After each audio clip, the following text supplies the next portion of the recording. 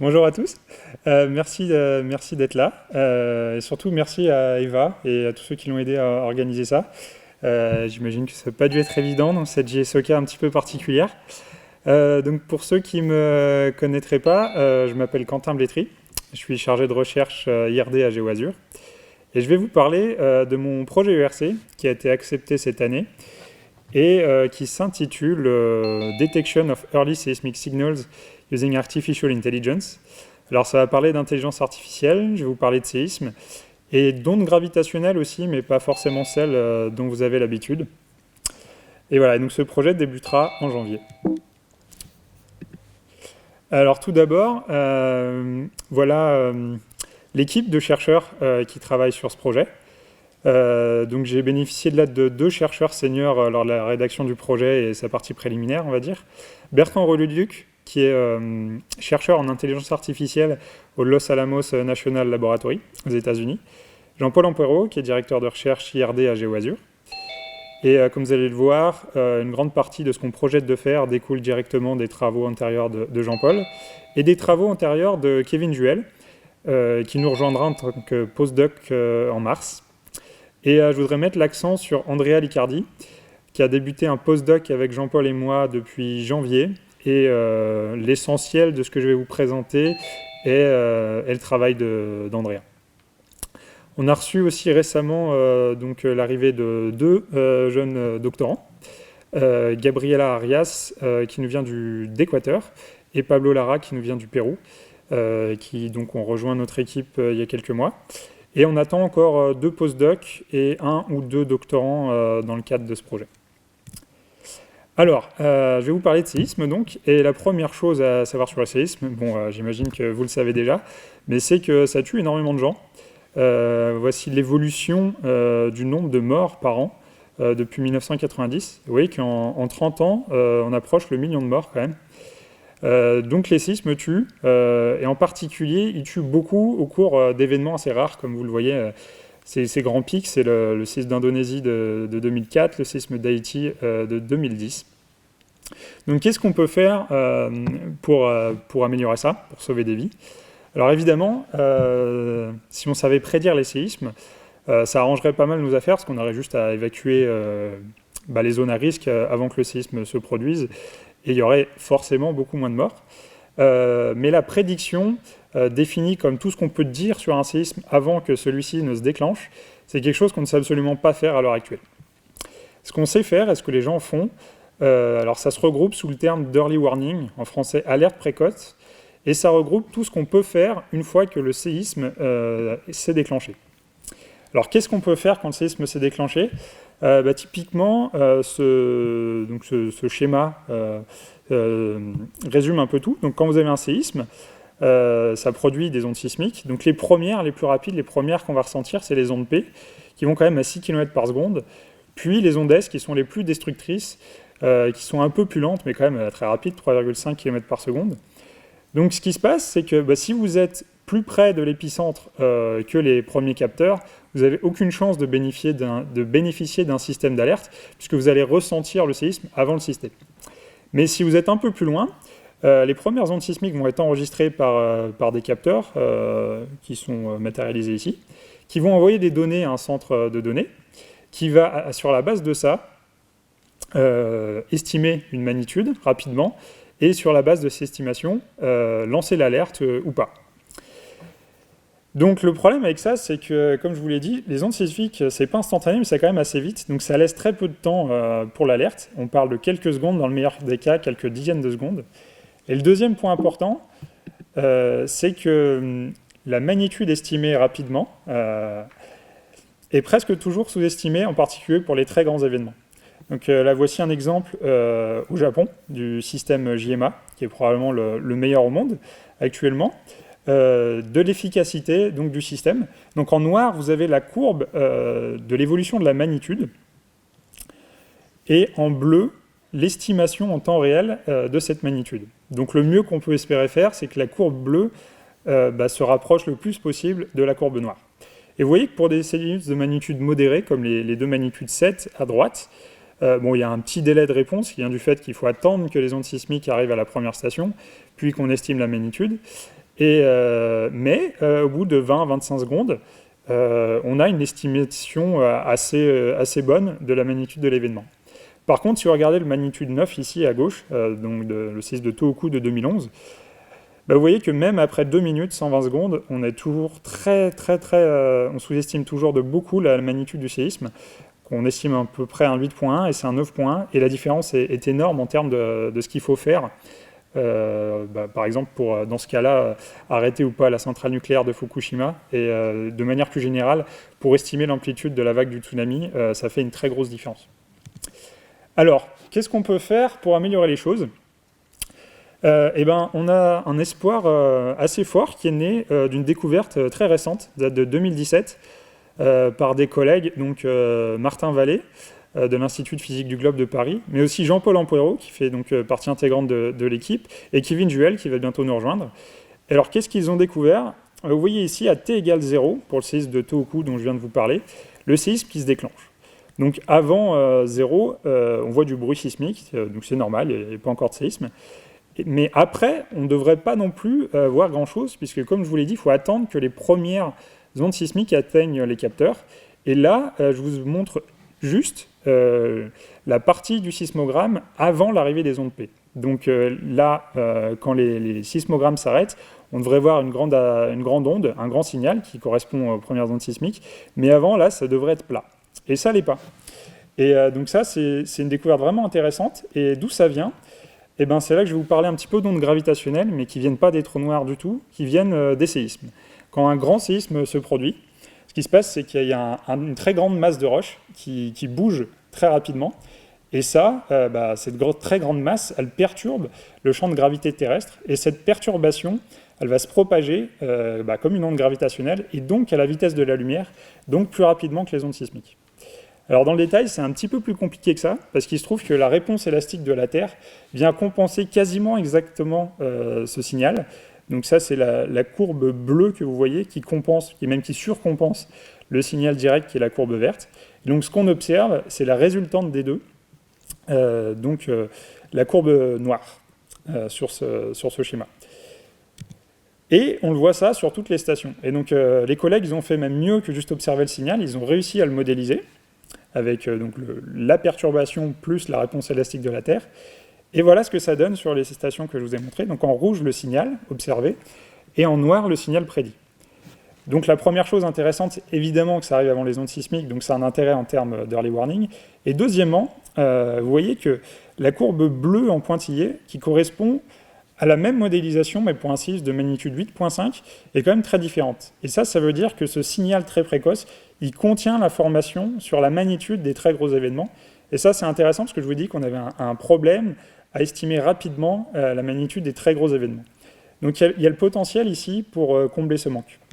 Alors comment on compte faire ça ? Donc là, je vais commencer à vous présenter les travaux d'Andrea Liccardi, donc qui est en postdoc avec nous.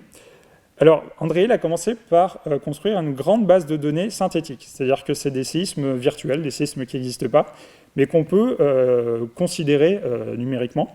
Et pour chacun de ces séismes, ici, donc les points verts, c'est des séismes avec donc une localisation particulière, une magnitude, d'autres paramètres sismologiques qui varient.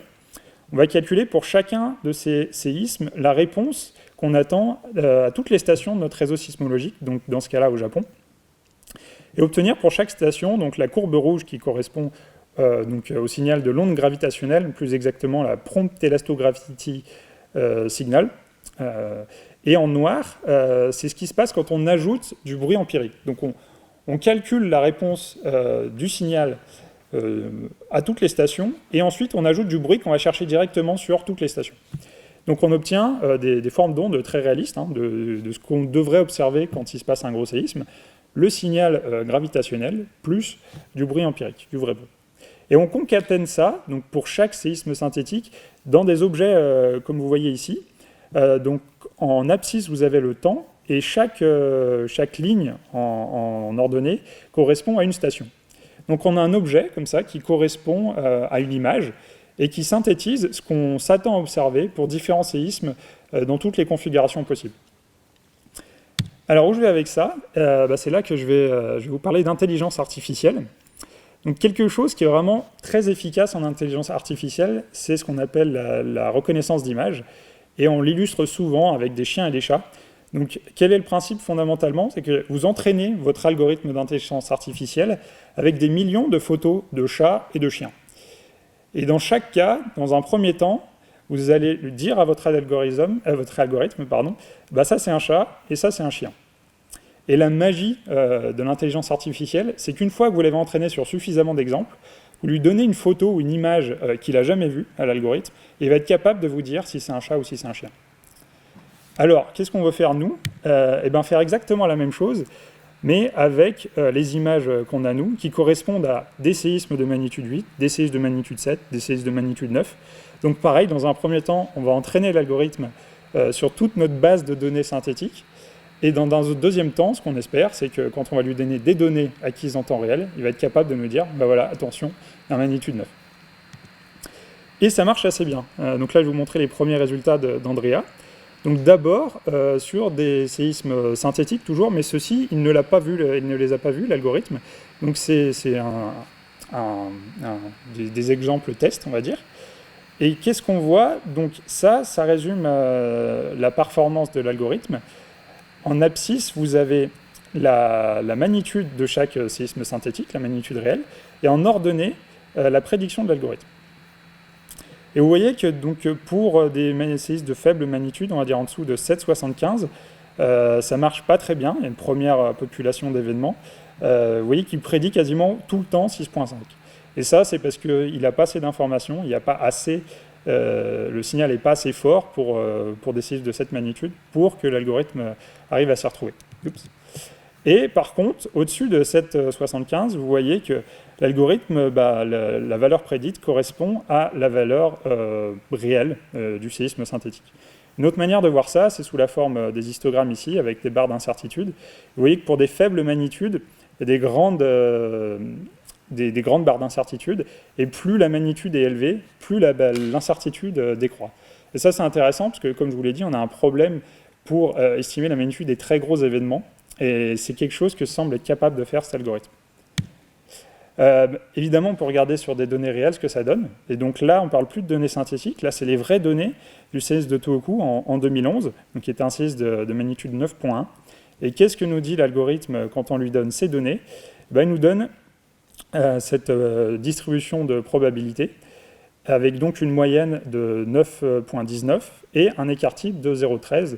Donc en gros, une estimation à 9,2, plus ou moins 0,1. Et le séisme était à magnitude 9,1. Donc l'algorithme marche très bien. Un autre exemple, le séisme d'Hokkaido en 2003, magnitude 8,16, donc plus faible. Donc écart type plus grand, plus d'incertitude et estimation autour de 7,9.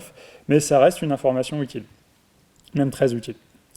Donc les perspectives de ça va être d'améliorer la performance de l'algorithme, essayer de trouver des magnitudes plus faibles et de réduire les incertitudes, et à terme d'appliquer ça de partout dans le monde. Donc là je vous montre la carte des plus grandes failles du monde, les failles de subduction, et plus c'est rouge, plus on attend un gros séisme. Donc on a commencé par le Japon parce que c'est là qu'on avait les meilleures données, mais vous voyez qu'il y a d'autres zones intéressantes comme l'Alaska, les Cascades, et notre prochain grand chantier, ça va être l'Amérique du Sud. Alors maintenant, quelque part, pourquoi s'arrêter là? Je vous ai dit que la prédiction, on ne savait pas faire, mais est-ce que c'est vraiment impossible? On pourrait imaginer une expérience, d'essayer de faire ça, avec d'un côté une base de données d'entraînement avec que du bruit, et de l'autre côté, des formes d'ondes avec apparemment que du bruit, mais avec un séisme qui se produit plus tard. Donc ça, on peut faire ces deux catégories, parce qu'on sait quand les grands séismes historiques se sont produits. Donc on peut aller chercher des formes d'ondes avant, et les labelliser avec un 1, parce qu'il va y avoir un séisme après, les autres avec un 0. Et pareil, donc en théorie, si ça marche, on devrait être capable, avec des données en temps réel, de dire s'il va y avoir un séisme qui va suivre ou non. On peut même aller plus loin, vu qu'on sait où sont produits ces séismes et quelle magnitude ils avaient. On peut ajouter la distance à la station et la magnitude, et avoir toutes ces informations en temps quasi réel, et pouvoir estimer une localisation en les croisant. On pourrait même imaginer d'entrer le TP dans le label, et ainsi avoir une estimation du temps avant le prochain séisme. Alors évidemment, tout ça est extrêmement exploratoire. On ne sait pas du tout si ça va marcher. On ne sait même pas si les précurseurs existent. Donc s'il y a quelque chose à voir ici, dans cette forme d'onde. Mais pour finir sur une note un peu optimiste, c'est intéressant de rappeler que la découverte des ondes gravitationnelles d'origine sismique, elle a à peine 3 ans, et qu'avant ça, ça veut dire qu'il y avait un signal qui était là avant les ondes sismiques, et que tous les sismologues avaient raté. Donc ça nous donne quand même l'espoir qu'il y a encore des signaux cachés dans le bruit sismique, et l'intelligence artificielle est vraiment un outil performant pour essayer de détecter ce genre de signaux. Je vous remercie de votre attention. Ah ok. Lucie. Lucie. Je vois un oui. Lucie, une station proche est-elle aussi efficace qu'une station lointaine pour détecter la signature gravitationnelle? Non. Non. En fait, le signal est plus important des distances un peu plus longues, du genre plusieurs centaines, quelques milliers de kilomètres. Et ça vient du fait que les stations très proches, en fait, l'onde P arrive avant la fin du séisme, et donc l'onde gravitationnelle n'est pas encore complètement à son maximum, parce que le séisme n'est pas encore en magnitude 9. Donc les stations plus loin sont plus efficaces, mais en même temps, l'information n'arrive pas forcément après l'information utile des stations les plus proches.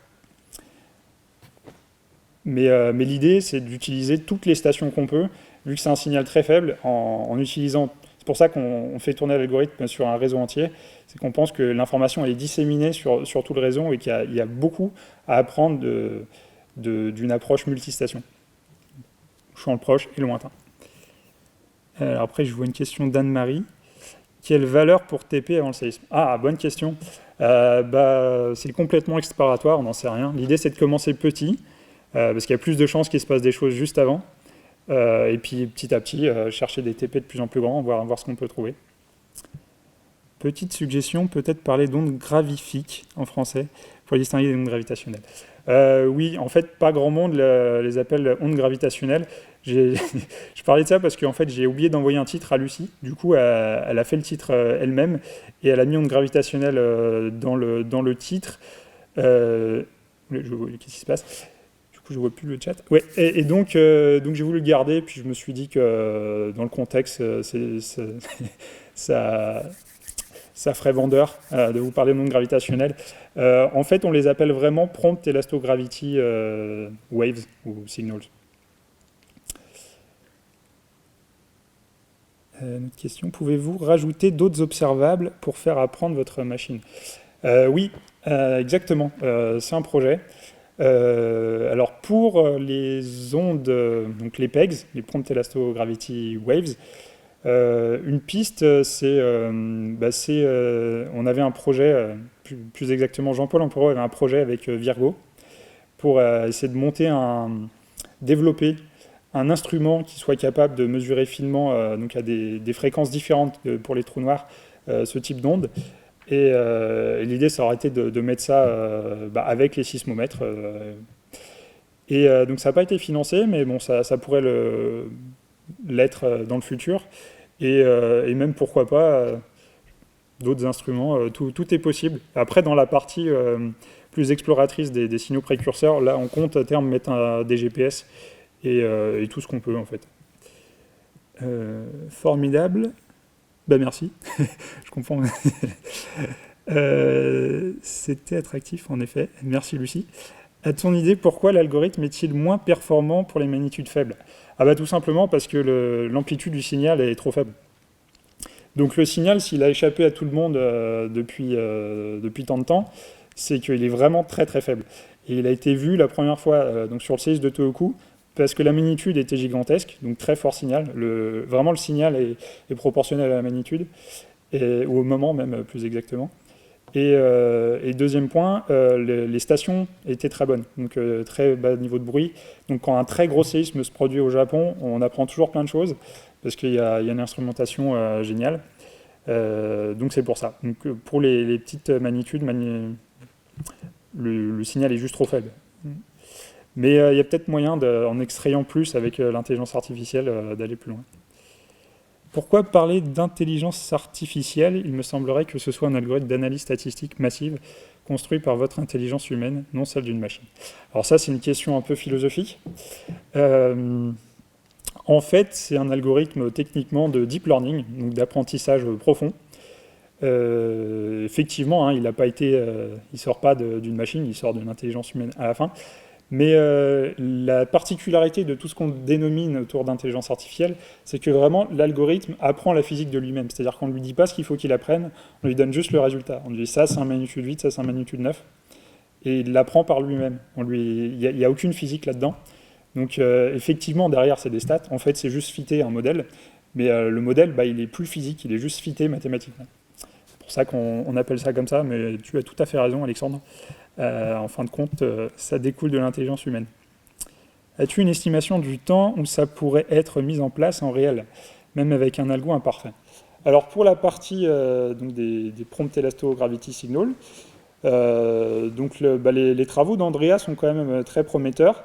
Maintenant, en temps réel, il y a encore des difficultés plus techniques à surmonter. Donc déjà, là, ce que je ne vous ai pas forcément dit, c'est que sur ce qu'a fait Andrea, on s'est limité à une fenêtre de temps fixe, donc qui est de l'ordre de 300 secondes, je crois. En fait, on pourrait dire des choses avec moins de temps, mais c'était juste déjà pour montrer ce qu'on peut dire sur juste ce signal. Et donc 300 secondes, c'est pas une avancée très majeure, parce que c'est encore trop de temps. Mais donc c'est là où on veut aller, réduire ce temps, parce qu'on peut probablement dire des choses bien avant ça. Donc ça, c'est juste le temps de le faire. Et après, il y a une difficulté qui est technique, qui est plus fondamentale, c'est que toutes les données ne sont pas forcément en temps réel. Donc au Japon, oui. Mais dans d'autres pays, implémentés, il y a toujours un délai entre la donnée qui est enregistrée, la transmission, ce qu'on peut en faire. Donc ça, après, c'est plus du travail presque technique. Un délai, aucune idée de quand ça pourrait être opérationnel. Sur la partie, on va dire, prompt elastogravity signal, on espère que d'ici à la fin du projet, on n'en soit pas loin, donc d'ici 5 ans. Sur la partie recherche de précurseurs, aucune idée, c'est vraiment très exploratoire. En plus de l'amélioration de l'analyse et l'interprétation des données, y a-t-il des voies d'amélioration de l'instrumentation, sensibilité, filtrage du bruit, pour permettre de faire un travail comparable sur des signes de plus faible magnitude? Oui, et d'ailleurs on le fait aussi, enfin quand je dis on, c'est Andrea, encore une fois, qui a entamé ça, grâce à de l'intelligence artificielle. Donc dans ce cas-là, c'est plus du deep learning, donc des convolutional neural network comme ce que je vous ai montré là, mais des auto-encoders qui vont, dont le but c'est vraiment d'éliminer le bruit. Donc c'est un peu similaire comme approche. On va toujours en entrée lui donner quasiment la même entrée, sauf qu'en sortie, au lieu de juste lui demander la magnitude, on va lui demander de nous ressortir le signal débruité. Et les premiers résultats sont assez encourageants, donc c'est une voie d'amélioration de ça, effectivement. Les données GPS ont-elles un apport dans cette histoire? Alors, pour la recherche de précurseurs, peut-être. C'est pas évident non plus. On pense que... C'est pas évident non plus, mais peut-être. Pour les données, on va dire, les ondes gravitationnelles, non, parce que vraiment la fréquence avec laquelle c'est sensible, il y a trop de bruit, il n'y a rien à en tirer. Autre observable possible, champ magnétique, résistivité du sol, question de Boissien. Oui, je sais qu'il y a pas mal de propositions qu'il y ait des choses à voir là-dedans avant les séismes. De ce que je sais, il n'y a rien qui est vraiment prouvé. Alors pourquoi pas? Ce n'est pas forcément la direction qu'on prend tout de suite. Mais pourquoi pas? Est-ce qu'il y a des questions que j'ai ratées dans tout ça?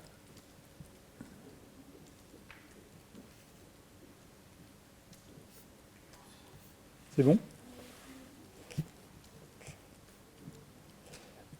Est-ce qu'il y a une autre question? Ou est-ce qu'il y a une question à laquelle j'ai mal répondu ou pas répondu? Manifestez-vous plus vite. Ah, des questions.